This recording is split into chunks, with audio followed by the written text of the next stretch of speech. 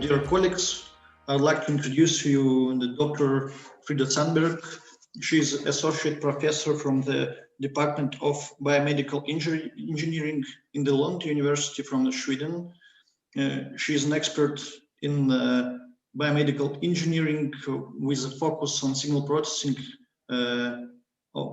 for cardiovascular applications and data analysis. So, which is kind of important nowadays.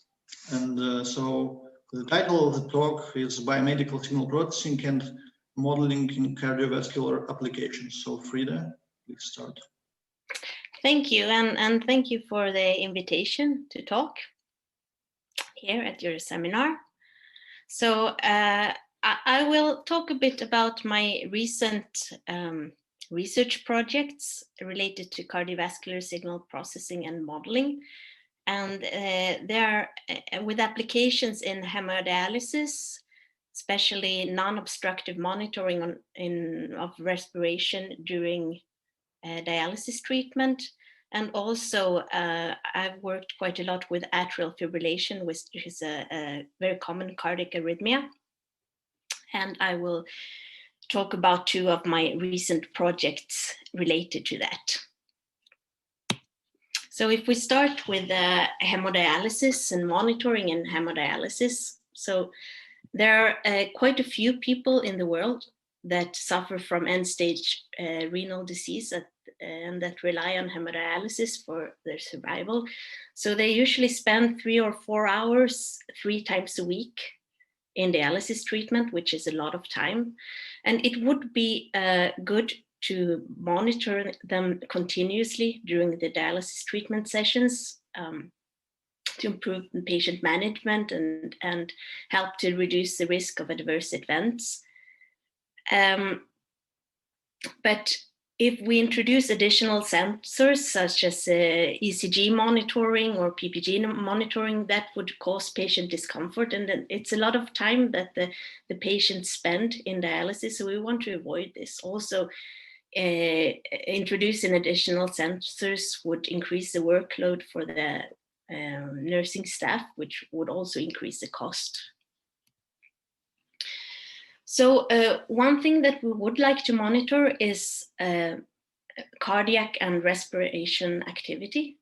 And cardiac activity and respiration activity causes variations in blood pressure. This we can see, for example, from the finger PPG. So this is an example of a finger PPG signal, and we can see that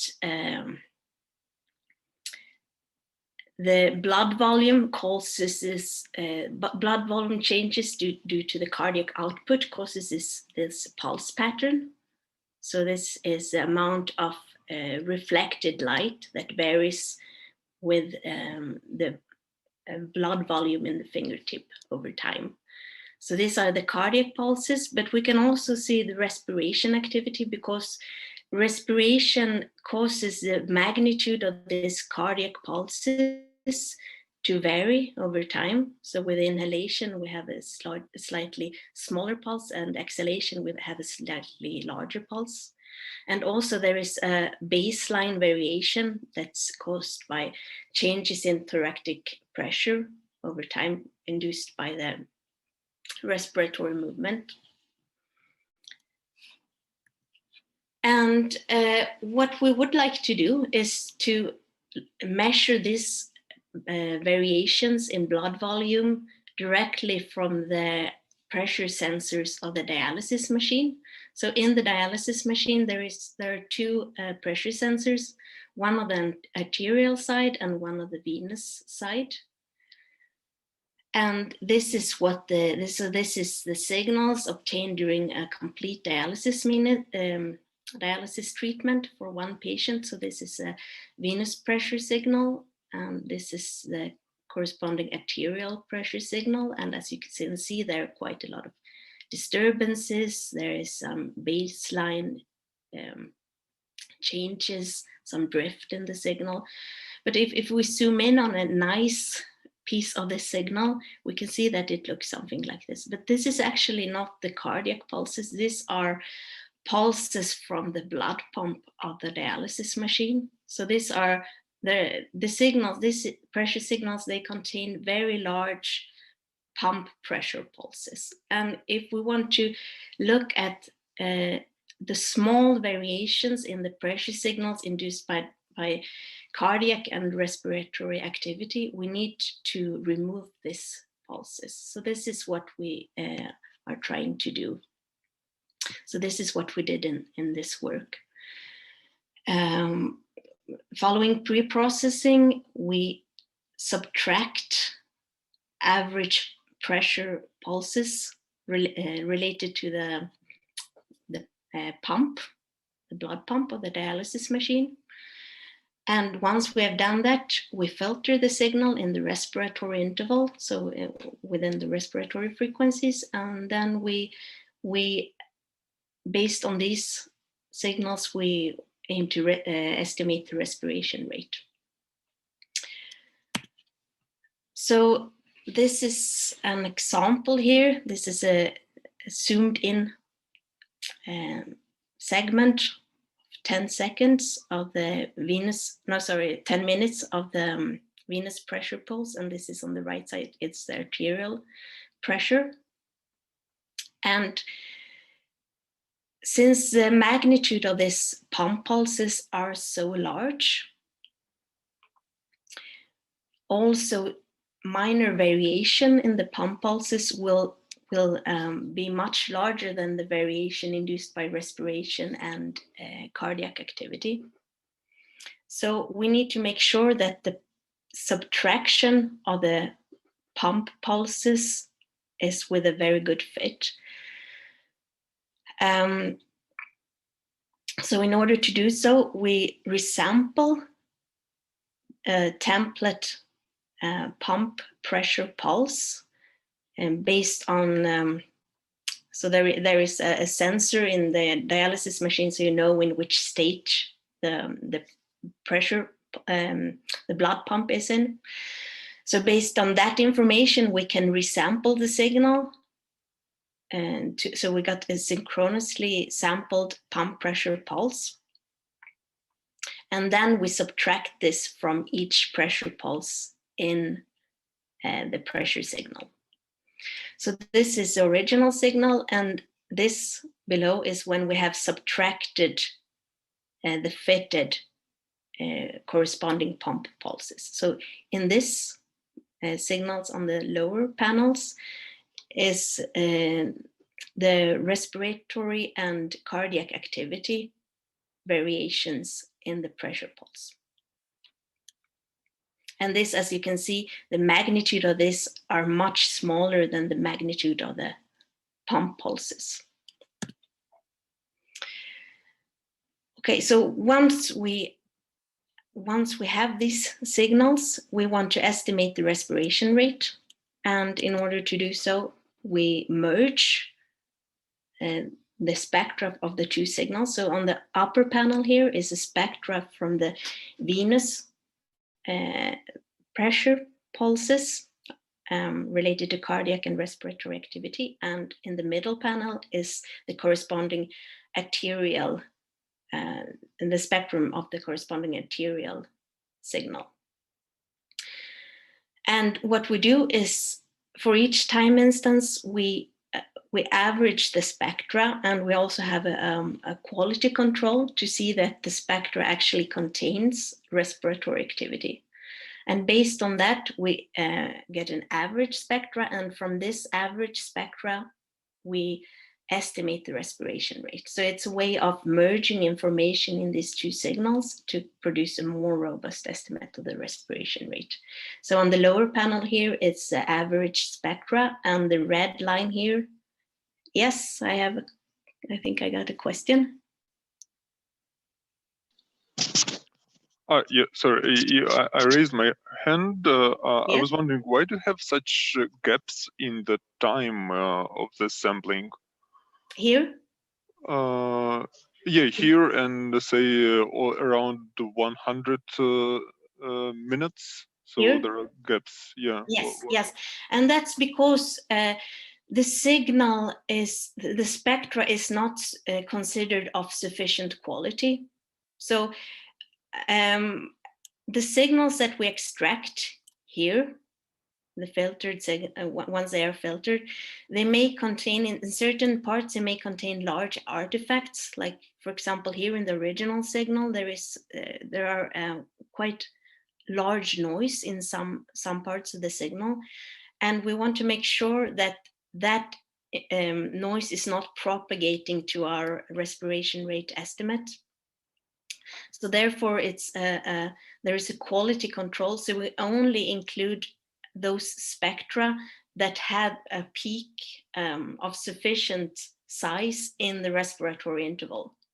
And those that have most of the spectral content in other parts of the spectra are considered as too noisy to be reliable to use for estimation of the respiration rate. So it's a type of quality control in order to do robust estimate. Yes.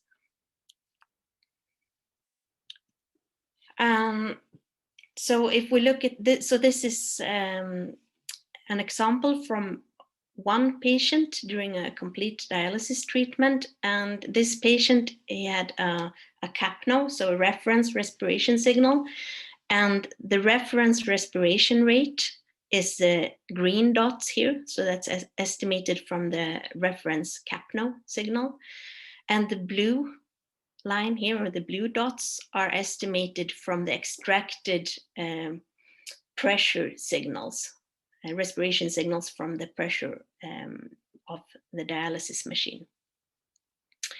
And here we can see that where we get an estimate of the respiration rate, it's accurate, it's fairly accurate, it's sufficiently accurate to be used for clinical purposes. But what's important to note here is that this exclusion of noisy segments and quality control is crucial to the result. So, for example, if we didn't have this type of quality control here, we would probably get an erroneous estimate of the respiration rate in this interval, and then it's better to say that it's not possible to estimate the respiration rate. So rather than presenting an inaccurate respiration rate, it's better to say that it's not possible to estimate it in this segment. Yes. So sorry again. I was just wondering, what is the sampling rate of those pressures? Because the time scale here is in minutes, and or what's how often do you sample those? So the original pressure signal, this one is sampled at I think 1 kilohertz. So it's quite high sampling rate. Oh yeah. Yes, so the original signal, and that's also needed in order for accurate removal of this pressure pulses. So the sampling rate here is quite high here and for the average pulse subtraction. Whereas once we have subtracted the respiration rate or the respiration signal here, we don't need as high sampling rate, because the respiratory information is, I mean, the respiration rate is between 0.1 and maybe 0.4 hertz or so. So there is no need for a very high sampling rate here. Okay, thank you. Yeah. And then of course, in order to estimate the respiration rate accurately, we need a fairly long segment, and that's why we can't get an extremely high resolution for the respiration rate estimation here. Yes. So, any more questions about this? No. So this was just one example of a project that I've been working with recently, related to cardiovascular signal processing in hemodialysis. Okay, I think. Frida, we have a question from the chat. Yes, let me see if I can get access to the chat. I don't see it. I will read it. Okay, perfect. Yeah. Why not just take average or variance of signal with pump machine and consider resulting curve for respiration estimates. Can you say that again? I think I missed. So, why not just take average or variance of signal with pump machine and consider resulting curve for respiration estimates? The average of which signal? Of the original signal? Dennis, could you please be more specific? I'm sorry, I can't.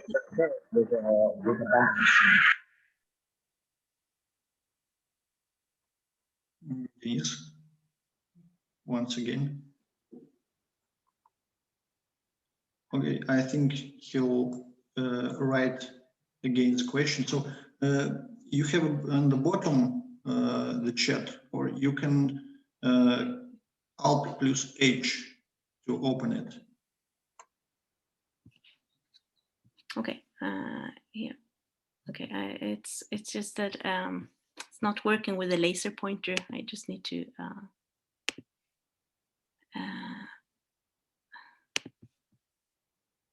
Okay. Why not just take average or variance of signal with pump machine and consider resulting curve?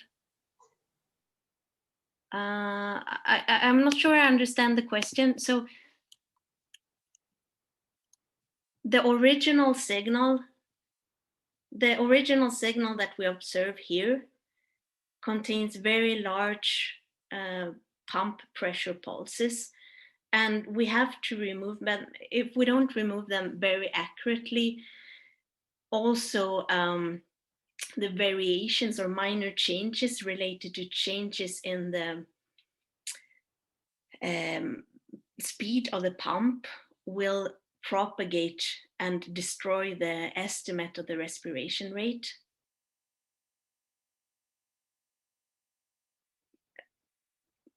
I'm not sure I completely understand the question. Which average are you referring to? So I think you can move on, and Dennis will rewrite his question. Okay. So let's continue.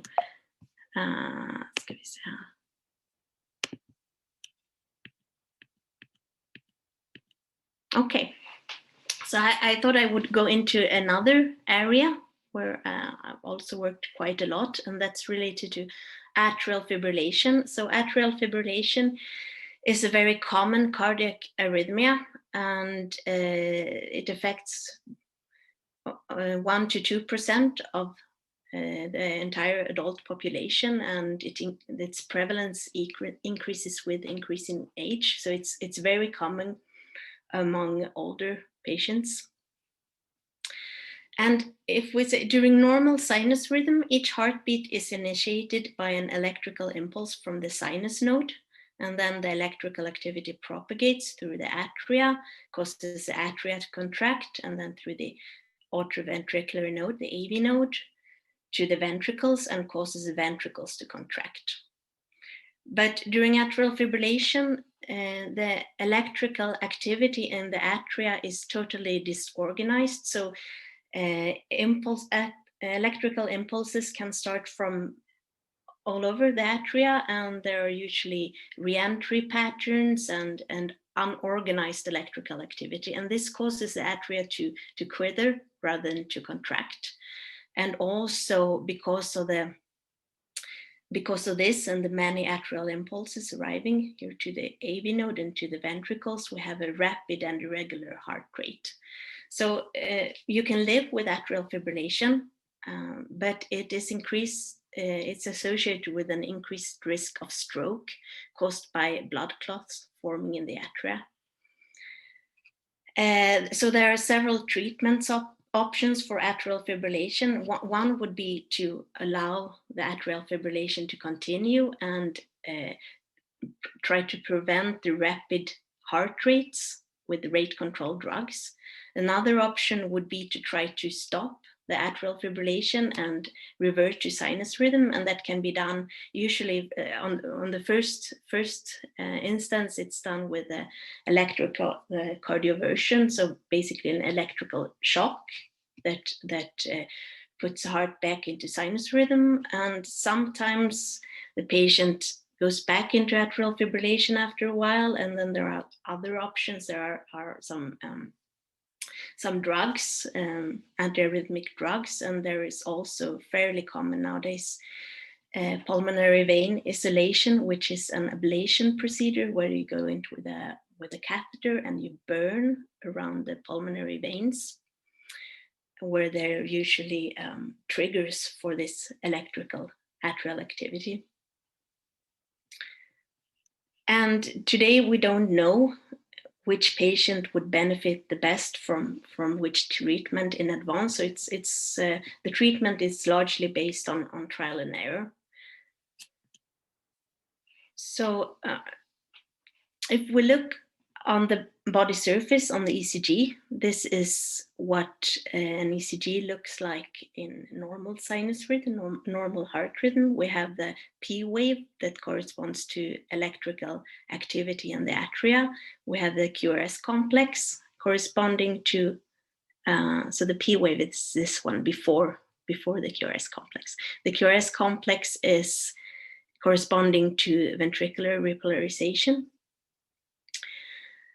And on the panel below, this is ECG during atrial fibrillation. So here we have the P waves. They are replaced by this continuous activity referred to as F waves, and that's from the continuous activity of electrical impulses in the atria. And as I said before, the heart rate, so this is a heart rate, the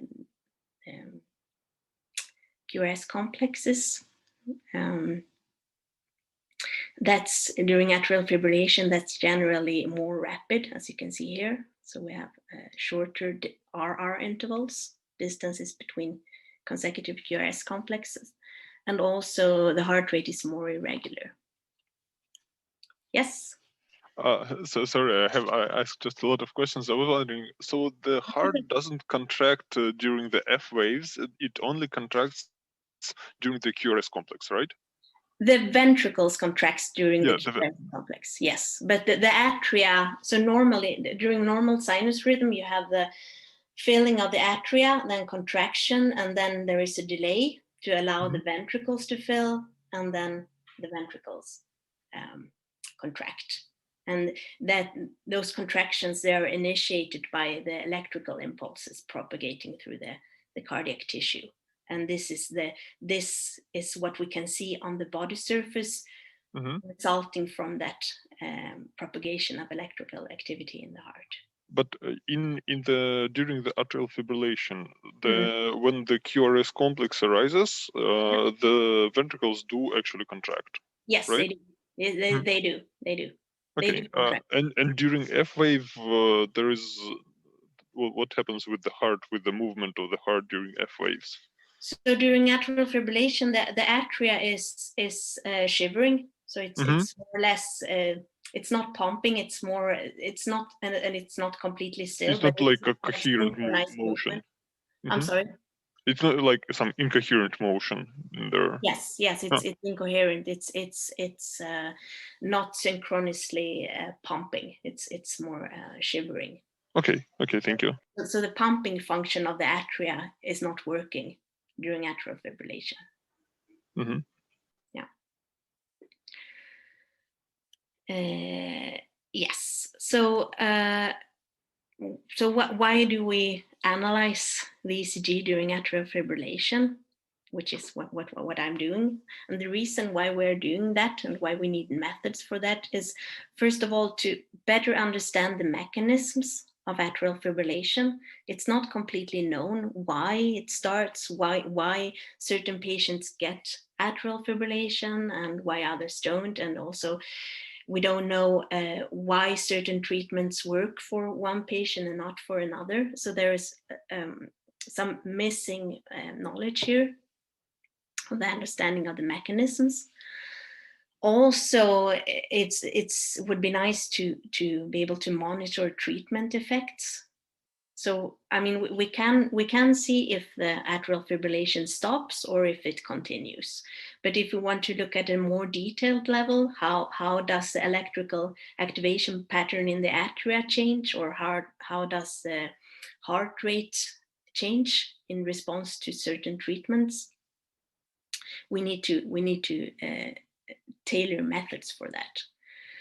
And also, optimally, we would like to know in advance which patient would benefit from which treatment. So for that, it would be nice to be able to predict the effect of treatment. So based on baseline characteristics, can we say, based on baseline characteristics of the atrial fibrillation, which treatment option would be most beneficial?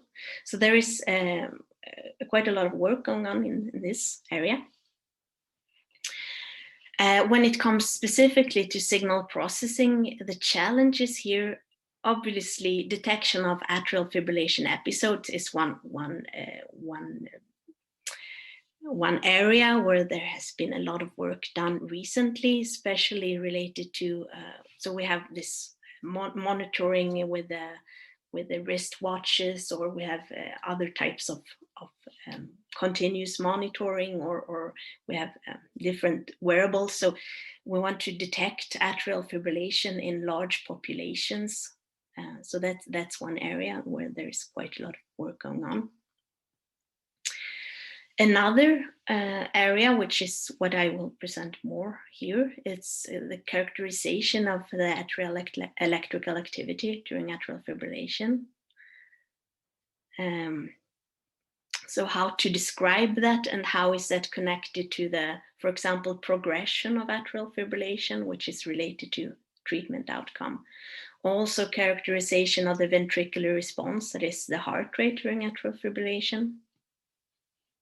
How can we do that? What type of methods can we do to extract relevant information from our measurements? So I will start with this. So this paper was actually accepted last Friday. So it's fairly recent work, and it's about characterization of the atrial activity, and specifically looking into respiratory modulation in the F-wave frequency. And in order to estimate this, there are several steps that we need to take. So we have the original ECG, and in order to characterize the atrial activity in the ECG, we first need to extract it. So we had the large QRS complex. We need to remove those in order to analyze the atrial activity. Once we have done that, we need to estimate the frequency trend. So a higher resolution, accurate frequency trend. And then we need to check for modulation in the respiratory interval. And to be able to do that, we also would need to know the respiration rate for this patient. And we can do that from the ECG, so we can estimate respiration rate from the ECG. So looking at the frequency trend of the F waves and the respiration rate, we can obtain and quantify the magnitude of respiratory F wave frequency modulation. And this is interesting because it's linked to autonomic regulation, the autonomic nervous system regulation of the atrial cells, and we believe that that's related to progression of the disease. So that's why we want to look into it. But it's challenging because it's very small variations that we are trying to quantify. So if we start with the first step here, extraction of atrial activity. So we have the original ECG signal, and as you can see, the largest part in this signal. So these are 4 different examples from different patients. And the largest magnitude variations is related to the ventricular activity, the QRS complex. So in order to analyze the F waves, the atrial activity, we would need to remove this ventricular activity. And there are several ways to do that. One that we have used quite a lot in Lund is to remove an average beat. Basically, we detect the QRS complexes, we cluster them based on morphology. So for example, there may be ectopic beats that have a deviating morphology, and so we cluster them into different classes. And for each cluster, we create a template, which is basically the average QRS complex.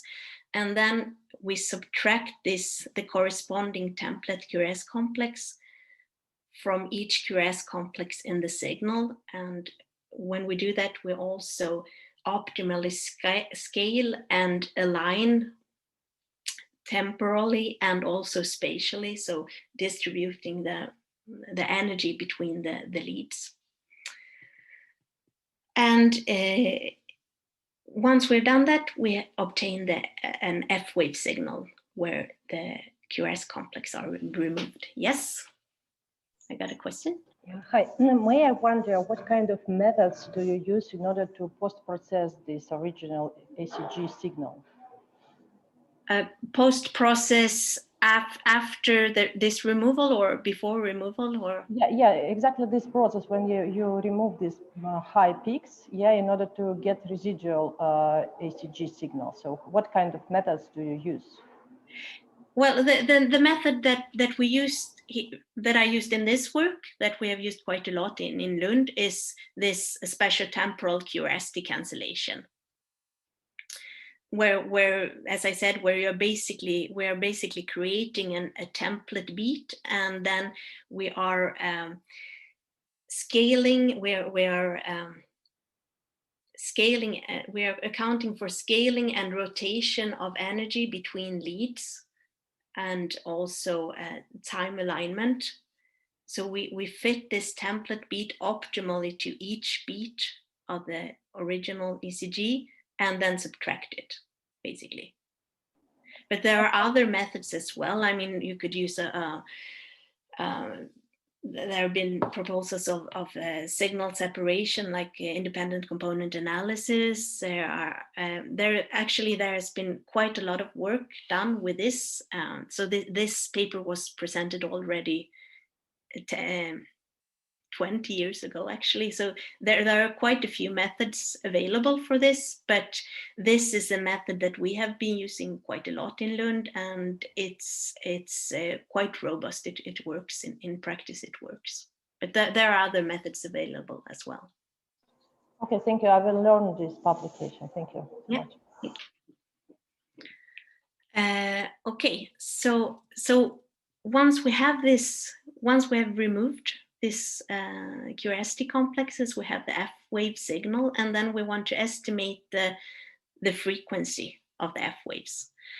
And the way we do that is using a model-based F wave frequency characterization method. So basically, if on this right-hand side panel, we can see this is the original ECG, and then the next panel is extracted F waves. And as you can see, there is some QRST cancellation that failed. So there is some noise, some remainders of the QRST complex here. And also, I mean, this could be other types of noise as well. So sometimes there is noise in the extracted F wave signal, and we want to account for this noise. So instead of just applying a spectral analysis or time frequency analysis or so, we use a model-based approach. So we fit this complex exponential model to the analytic equivalent of the F wave signal. And then we look at the residual, so the difference between the optimally fitted model signal and the original F wave signal. And when the residual is large, this is a sign that the estimate or this model parameters of the fitted model are not reliable. So we use this residual to quantify the signal quality with the signal quality index. That's basically the energy in the residual signal over the energy in the original signal. So with this approach, we get an estimate of the frequency, the F-wave frequency, the local F-wave frequency, and also actually of the amplitude and the phase. But here in this work, we're mainly interested in the local F-wave frequency. So we get a high resolution F-wave frequency trend. So this is an example. This is the an example of the signal quality index. So here we have 300 seconds of F waves. And if we zoom in certain areas, we can see that here, for example, the signal quality is quite nice. But in this area, there are quite a lot of residual curiosity complexes where the curiosity cancellation failed or where there are other problems. And if we look at the signal quality index that I described here before, that is based on the residual signal, we can see that the signal quality index is much lower in these areas. So we can use this signal quality index to determine if the estimates are reliable. So if the model fit, if the model fit is good enough, we assume that the estimates, that is the model parameters, are reliable. And we apply this to analyze our F waves here in the work with where we try to determine respiratory modulation in the F wave frequency. So this is the original ECG again. This is extracted F waves. And then we, from this, by this model fitting approach, we obtain a high resolution F wave frequency trend. So this is the frequency, the local frequency of the F waves over time. So this is for 5 minutes. And here you can see that it varies quite a lot over time, between 6, 7 hertz, also almost down to 5 hertz. So there is quite a lot of time variation. And we think that, or some of this variation is related to respiratory modulation. So there are other sources of variation as well, but we're interested in the ones related to respiratory modulation. So what we do is that we filter this frequency trend in an interval that is defined by the respiration rate. And in order to do that, we need to know the respiration rate. And in general, in this case, we don't have access to the respiration signal. So this method is only based on the ECG. That means that we need to estimate the respiration rate from the ECG. And we can do that. There are several methods available for ECG derived respiration. Quite common is to look at respiratory variations in heart rate. So this is called respiratory sinus arrhythmia. Basically, the heart rate increases with inhalation and decreases with exhalation. So looking at variations in heart rate, we can estimate, in general, we can estimate the respiration rate.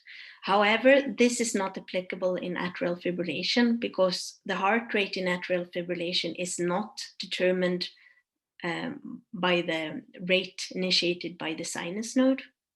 So if you remember, in normal heart rate, each heartbeat is initiated from the sinus node, but in atrial fibrillation, we have a totally irregular and chaotic electrical activity in the atria, and the heart rate is mainly determined by those impulses that are conducted through the AV node. So there is a different mechanism for the heart rate during atrial fibrillation. And therefore, we cannot use this methodology to estimate respiration rate. But we can look at variations in QRS morphology. So due to chest movements, the electrical axis of the ECG will change with the respiratory movement. So there are several methods that are proposed to analyze these respiratory variations in QRS morphology. And this works, but it's a bit more challenging in atrial fibrillation than in normal sinus rhythm, because we have the F waves that are overlapping the QRS complex. So these are some examples. This is, for example, looking at the QRS loop. So if we project the 12 lead ECG to the 3 orthogonal leads and look at a loop formed by the propagation in these leads, we can see that the loop angle varies with the respiratory cycle, and this is information that can be used to extract respiratory variations and estimate respiration rate. Another approach is to look at the angles of the QRS slope, and yet another here is to look at the first derivative of the ECG and also quantify the slope range here between the maximum and minimum slope. And this is actually the method that was shown to be more robust in the presence of F waves, so during atrial fibrillation in this work. Okay, so we estimate this respiration signal separately for each lead of the ECG. So this is the extracted respiration signal in one example here. And then from each of these signals, from each lead, we obtain a spectrogram, and then we average only those that are of sufficient quality. So this is similar to the method that I used to estimate respiration rate in hemodialysis. We have a quality control of the spectrum, and then we average a spectrum from which we can estimate a more reliable respiration rate. And the criteria for deciding if a spectrum is of sufficient quality is basically that we have a peak in the respiratory interval. So this interval here, which is defined based on the previous estimated respiration rate, so the respiration rate in previous time segments. If there is a sufficiently large peak in that area, we say that the spectrum is of sufficient quality and it's contributing to the average, from which we estimate the respiration rate. Here, so in this example, this is a sufficiently good spectrum. This is not sufficiently good because there is not a sufficiently large peak in the respiratory interval, and the same for this. There is a peak in the respiratory interval, but it's not sufficiently large. So it's peak condition spectral averaging, basically, that we use to estimate the respiration rate.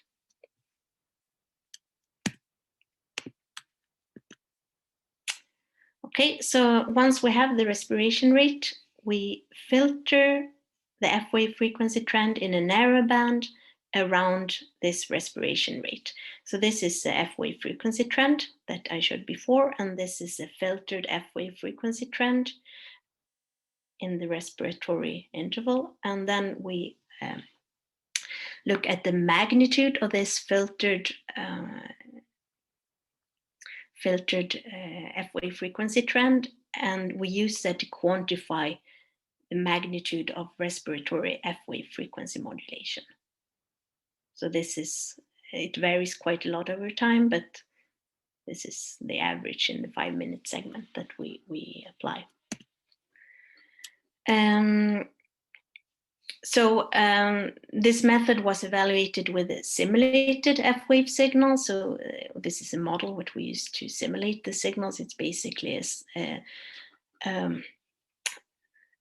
sinusoidal model, sum of two sinusoid, a sinusoid and its harmonic, and it has a varying, time-varying amplitude. It has a time-varying frequency and additive white noise. And the time-varying frequency is dependent on, so there is a baseline frequency, then there is respiratory modulation, and then there is random phase variation, accounting for other types of frequency variations. And we can see that the signal quality index, that is the fit of this model, the model signal that I showed before, that's the signal quality index is decreasing the more random variation we have. So that means that the estimate, when we try to estimate the local frequency, the estimate will be less reliable the more random variation we have, which is natural. And looking at the methodology for extracting the respiratory F-wave frequency modulation, we can see that if we get a signal quality index, so based on this a large set of simulated signals with the methodology I showed before, we see that if we have a signal quality index above 0.5, we can get an accurate estimate of the magnitude of the respiratory frequency modulation. And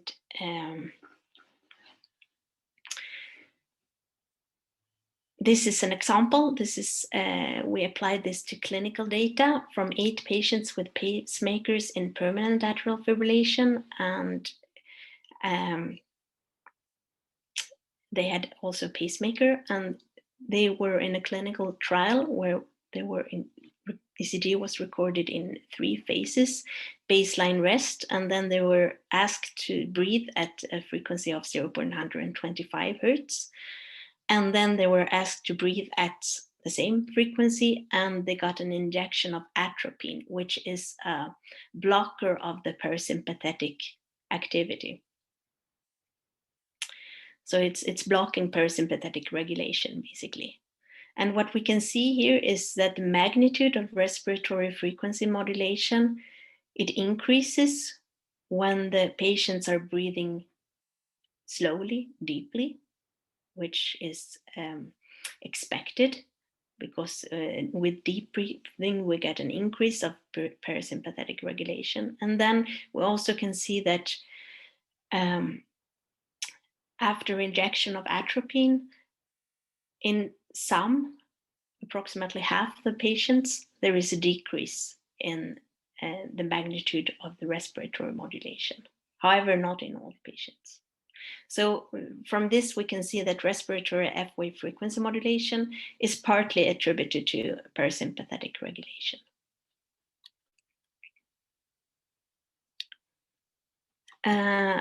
I can see that I'm running out of time, so I'll go through this last example really quickly.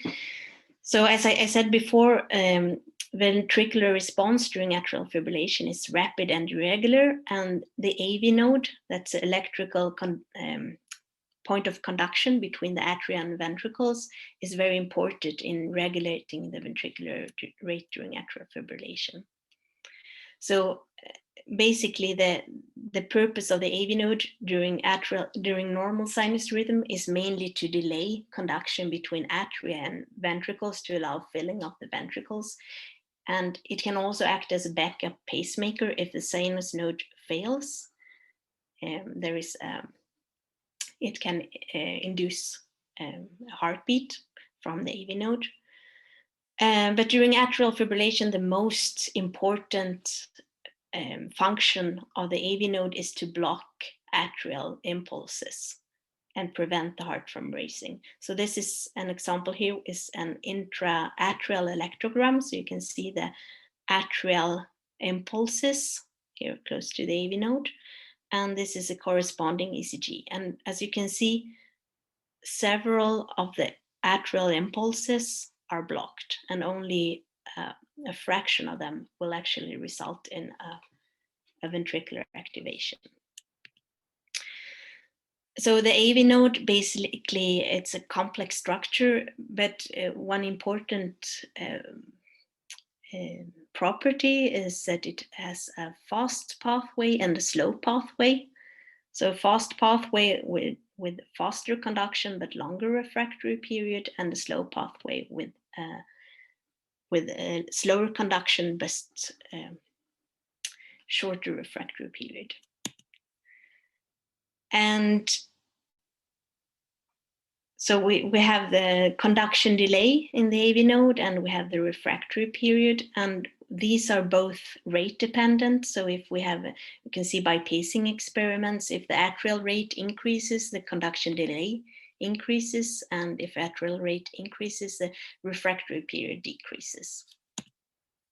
So it's quite a complex structure, and we wanted to model this in a simplified way to be able to extract important information from the ECG.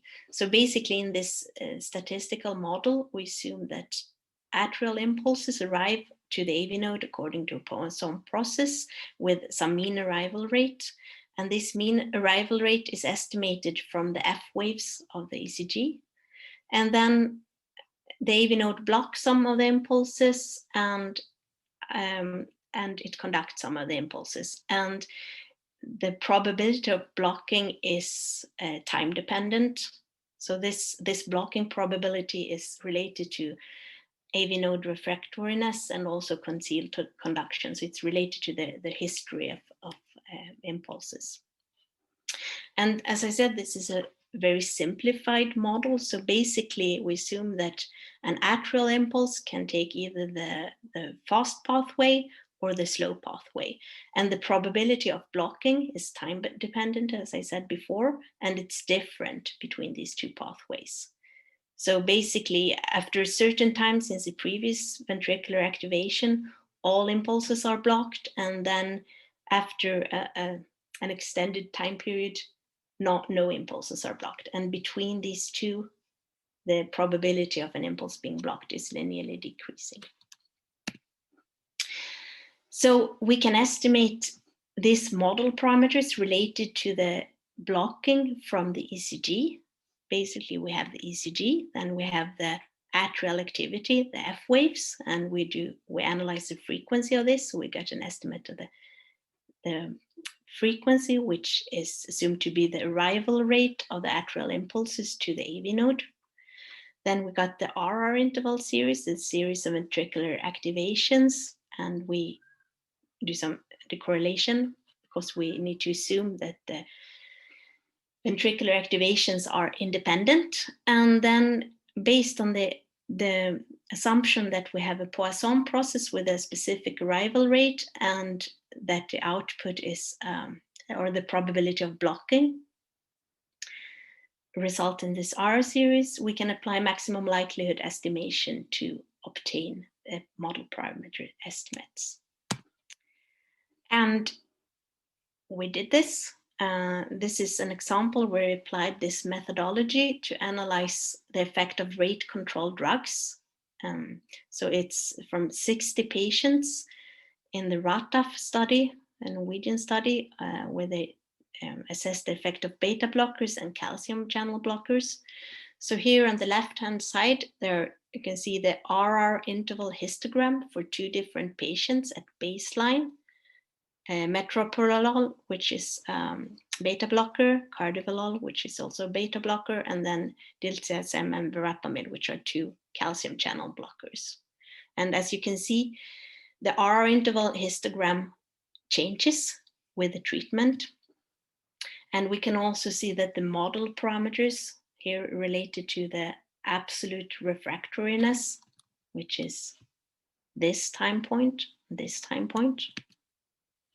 So that increases with all treatments, both for slow pathway and fast pathway. And also we can see that it increases more for the calcium channel blockers than for the beta blockers.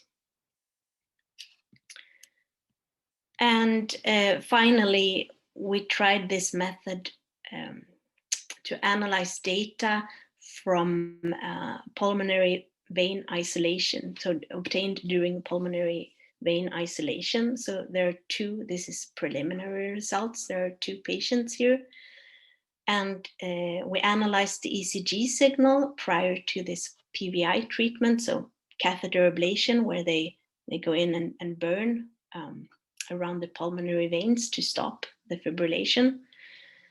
So here the patients are in atrial fibrillation, and we estimate the model parameter characteristics. And then once, this is when the fibrillation stopped due to the PVI treatment, then once they are in sinus rhythm, we can run a pacing protocol to assess the functional refractory period of the AV node. And we compared this functional refractory period to the refractory period assessed from the ECG non-invasively in atrial fibrillation. And we could see that they're not exactly the same, but the change, like if you were to extrapolate, it would be a reasonable result. So this is, we can, based on this result, we can basically say that our estimate from the ECG is in line with the estimate we would obtain with a pacing protocol. So that was it. Sorry for taking a bit too much time, but I just want to summarize. So the aim in biomedical processing is to extract desired information from available measurements. So sometimes what's desired is not available. So and this is the challenge. So sometimes we cannot measure directly what we would like to know. So we only have observations of like indirect observations of complex phenomena. And then we need to make assumptions based on what we know about the physiology and what we know about the measurements and so on. And sometimes we need to use some modeling as well. And always when it comes to medical signal processing, we need to have a methodology that can account for individual variation, as well as time dynamic and measurement noise. So thank you very much. Thank you, Frida, for the interesting talk. So dear colleagues, do you have any questions? So Mikhail has raised a hand. Misha, please. Okay, thank you, Dmitry. Thank you, Frida, for an interesting talk. I had probably a question about the last part of it. Yeah. Because we do MRI, and in MRI, particularly in cardiac MRI, there is a problem that with when there is atrial fibrillation, the heart rate is very irregular. Yes. And what we are doing in MRI is that we are looking at the QRS complex, and assuming that there would be some time after the QRS complex where the heart doesn't contract, and this is the moment where we can do scanning. The problem is the ventricles doesn't contract. Yeah, the ventricle don't contract, so the heart is pretty much stable and doesn't move. So we can do scanning in that period. But because of the heart rate is so irregular, it often happens that when we assume there would be some vacant time for scanning, there is no, because there is another QRS complex coming. So the question is, do you have some methods of, say, predicting the average available time after the QRS complex, maybe taking into account the shapes of the F waves, or maybe the shape of the QRS complex, to assess if there would be enough time for a scan after a particular QRS complex, and may probably do it in line when you actually do the scanning, so that there is a decision process to do the scan or not to do the scan. Right. I think it's not, well, it's somewhat related to the F-wave characteristics because it's related to the atrial fibrillatory rate, so the F-wave frequency. The faster F-wave frequency indicates that you have more impulses arriving to the AV node, and probably, I mean, that is related to the generation of ventricular activations. But the QRS complex morphology, I don't think that would affect it. I think probably the best would be to have a model. So based on the history of RR intervals for that specific patient, you could probably make a prediction on the time interval between consecutive activations, like future. Because I mean that would be something interesting to try out at some point. Probably if we encounter that, I probably would email you with some details with that. Okay, thank you. That's really interesting. Yeah. Thank you, Misha. So we have a question from the chat. Yes. Maria Krajcova. Oh, it's kind of a lot of questions. So I can read it, or yes. Let me see. I think I got the chat here. In the part where you characterize F waves, do you account for some other diseases in addition to atrial fibrillation? I wonder what will be the result of the characterization of a patient who has some pathology which can't be fitted by the analytic model. Yes, so in the characterization of the F waves, basically here,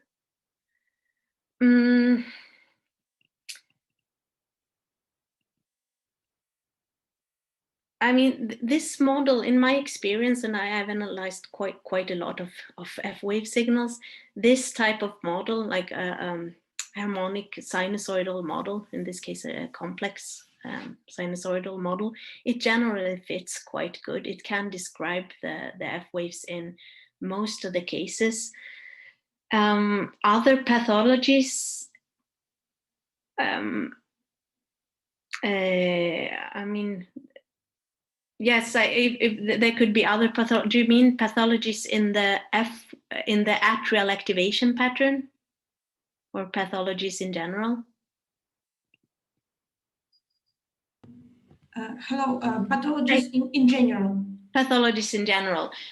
Okay, I mean, if it's pathologies related to, for example, if it's a patient that has a lot of ectopic beats, of course, the QRS cancellation will be more difficult. So if you have like if the QRS complexes will be very different, then of course they would.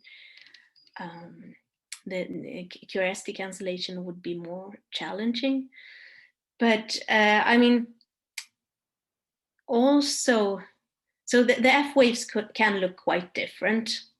In this case, in this example, they are quite large amplitude and quite regular, but they can also be with a small amplitude and fairly irregular. So for example, with patients with heart failure, they often have quite low amplitude of the F waves and low frequency and quite chaotic behavior. So they can look very different, but fitting this type of model to very short time segments generally works quite accurately, I would say, even with other pathologies.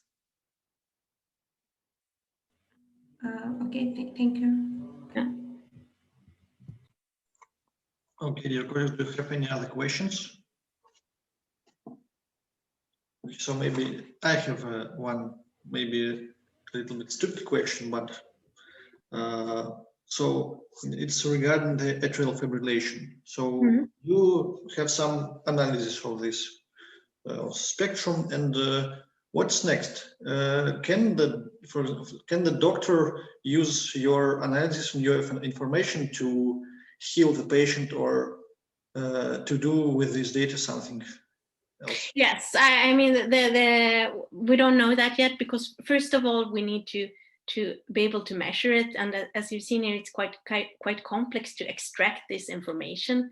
Then we need to show that this information is actually useful. So for example, as a case with the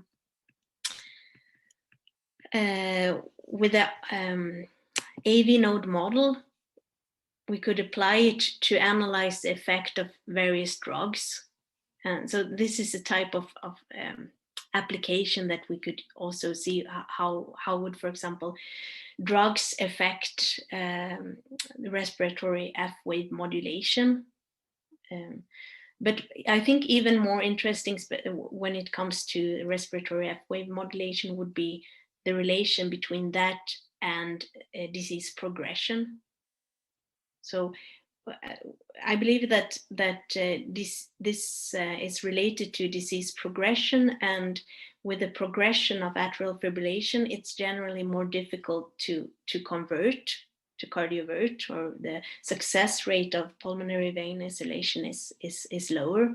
So if we could extract that type of information, that could be useful in the future as decision support for which treatment to select for which patient. Okay, thank you. And are you working with some medical centers regarding these problems?